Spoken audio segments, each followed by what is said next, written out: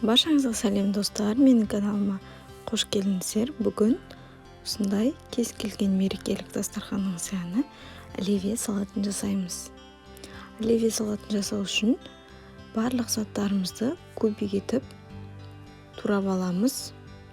Яғни ең алдымен біздің жұмыртқа, сәбіз, картошканы міндетті түрде пісіріп алуымыз керек.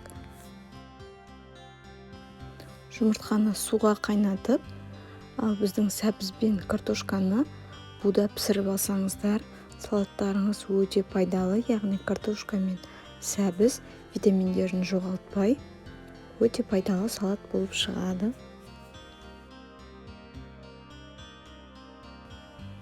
Сонымен қатар, мен бұл жерде оливье салатына колбаса қосып жатырмын. Өздеріңіздің қалаған вареный, копченый, өздеріңіздің қалаған колбасаларыңызды қоссаңыздар болады. Немесе ет, я болмаса асқазанға ауырлық түспес үшін тауық етін қоссаңыздар да болады. Неге көріп тұрғандарыңыздай, мен картошканы, сәбізді кубик етіп турап алдым. Барлығын осылай турап аламыз, кезекпе-кезек.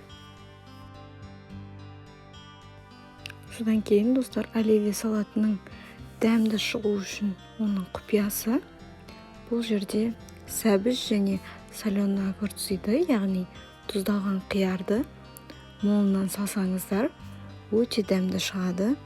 Ал жасыл үрме бұршақ, яғни зеленый горохты керісінше көп салсаңыздар, сіздің салаттарыңыз дәмді шықпайды. Бірақ кейбіреулерге сол горохпен де ұнауы мүмкін. Бірақ көп салуға кеңес бермеймін. Мен бұл жерде картошка мен сәбізді бір-бір данадан салғандықтан 2 дана жұмыртқа жеткілікті бұл жерде. Неге енді тұздалған қиярымызды турап аламыз. Тұздалған қиярдың осындай майдасын алуға кеңес беремін, себебі олар қатты болып салатыңызға одан сайын дәм береді, ал оның үлкендері орталары босап, салатыңыз ойдағыдай шықпай қалуы мүмкін. Яғни бұл жерде мен сіздерге оливье салатының өте дәмді шығуының құпияларымен бөлісіп отырмын. Неге барлығын турап алдық, енді зеленый горохты саламыз. Зеленый горохты да 2 ас қасық көлемінде саламыз. Одан соң тұз. Тұзды өте көп қоспаймыз, себебі біздің қиярымыз тұздалған. Сондықтан тұзды аз саламыз. Содан соң 2 ас қасық көлемінде майонез. Майонездің орнына сметана салсаңыздар да болады. Өздеріңіздің қалауларыңызға байланысты, бірақ майонезбен дәмдірек шығады. Неге біздің салатымыз дайын болды, енді оны осындай үлкен бір тарелкаға салып қоямын, яғни ортаға қойып қою үшін.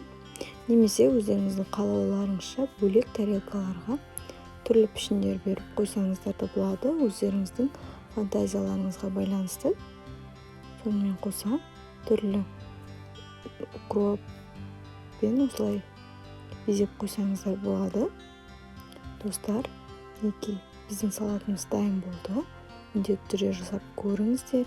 Егер де сіздерге менің видеом ұнаған болса, каналға тіркеліп, лайк басып, комментарий қалдырып кетуді ұмытпаңыздар.